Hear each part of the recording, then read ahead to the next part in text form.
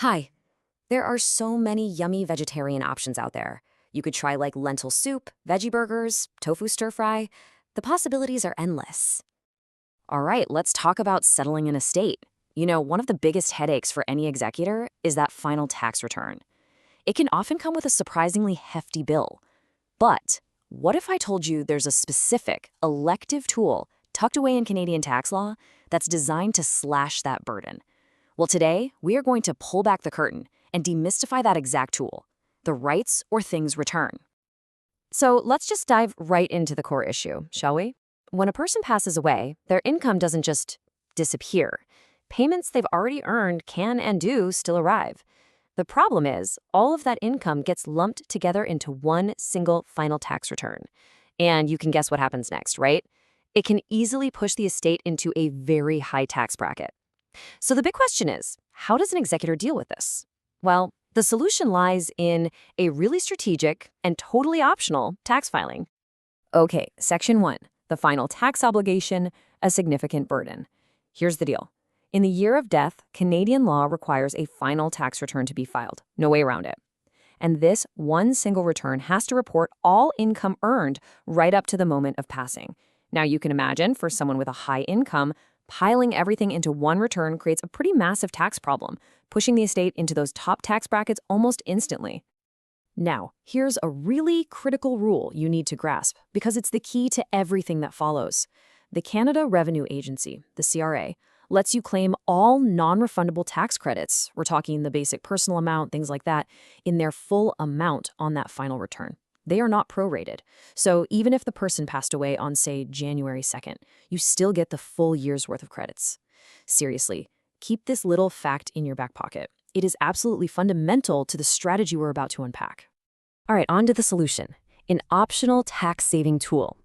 So how do we get around that heavy tax burden? Well, the Income Tax Act actually provides a really powerful option.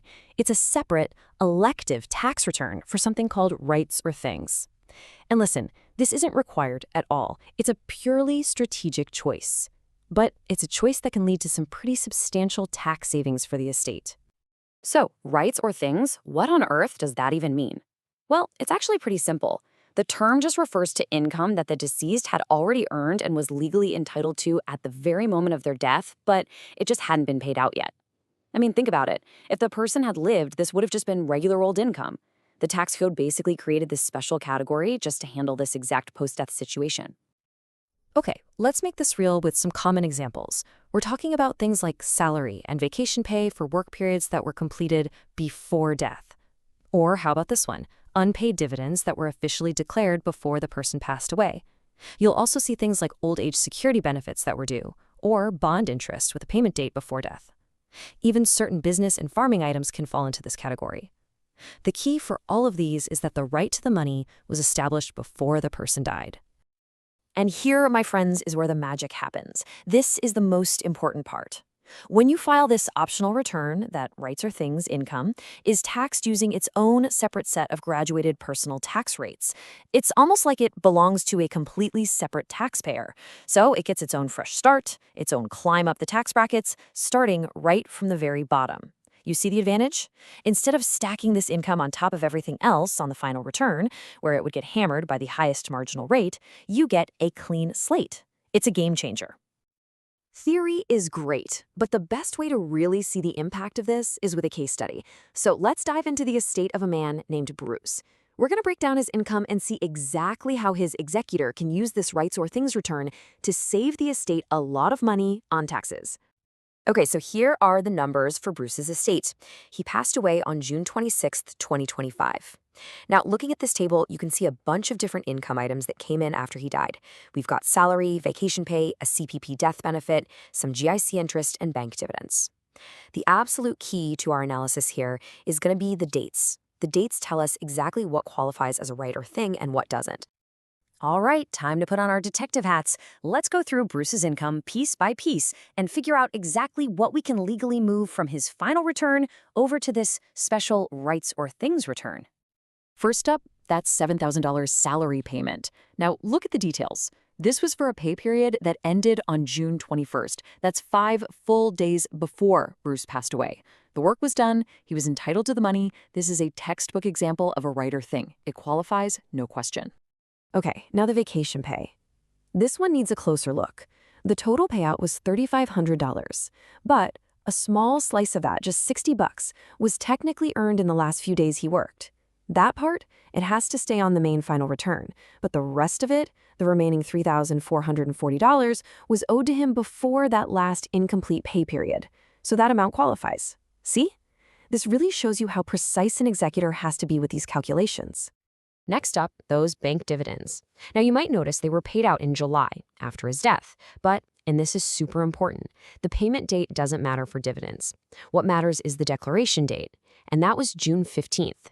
Because Bruce was alive and owned those shares on June 15th, he had a legal right to that money. So yep, it qualifies. Okay, so let's tally this up. We've got the $7,000 in salary, the $3,440 in vacation pay, and the $2,400 in dividends. Now, for tax purposes, we have to apply the dividend gross up. And when we do that, the grand total of income we can move to the rights or things return comes to $13,752.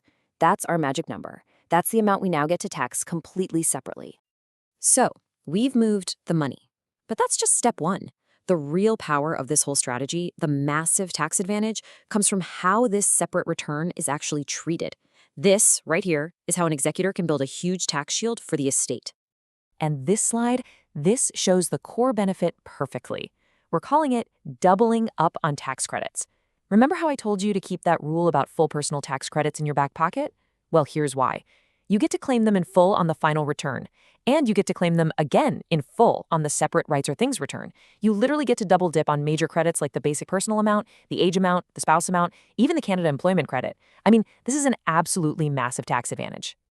Now, there are some specific rules for other credits you should know about. For things like medical and donation credits, you can actually split them between the two returns. You just can't claim more than the total maximum, of course. For others, like employment and pension credits, they have to be claimed on the return that reports that specific income. Makes sense, right? But the most important rule is the one that stays consistent.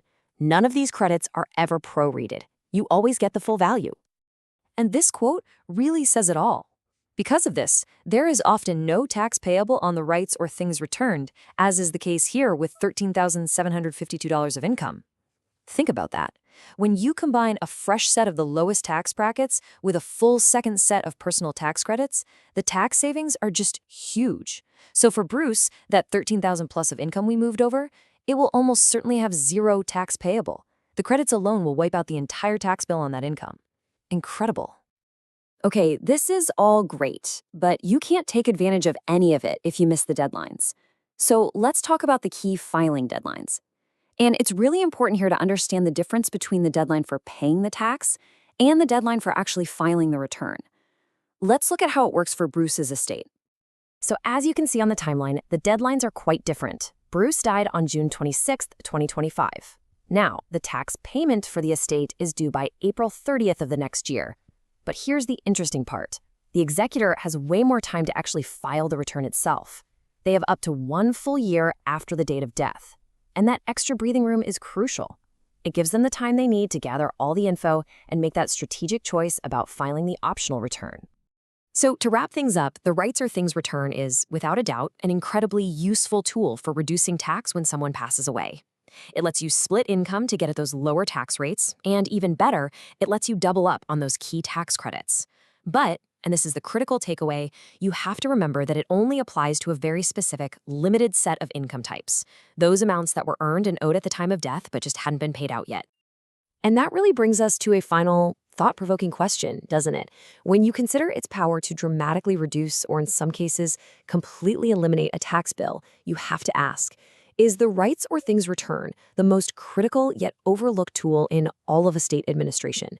You know, for any executor or any financial advisor working with estates, it's a strategy that absolutely demands to be on your radar.